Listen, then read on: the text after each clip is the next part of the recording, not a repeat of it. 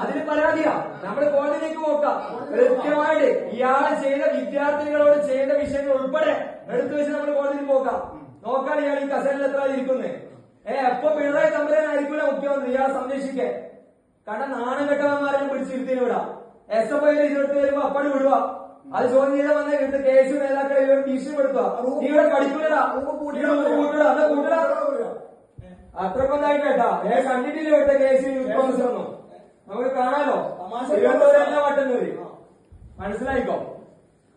പോലീസെല്ലാം ആരും വിളിച്ചാലും ഓടിക്കുന്നില്ല. ഒരു വിഷയമില്ല. നമ്മൾ കൃത്യമായിട്ട് കോടതി വിധി ലംഘിച്ച്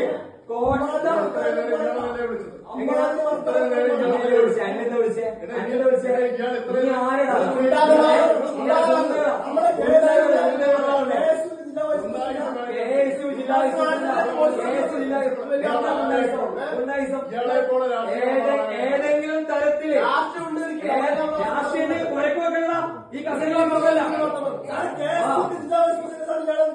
ഗുണ്ടാന്ന് വിളിച്ച ഗുണ്ടാന്ന് നമ്മളെ ഗുണ്ടായി സംസാരിച്ചു.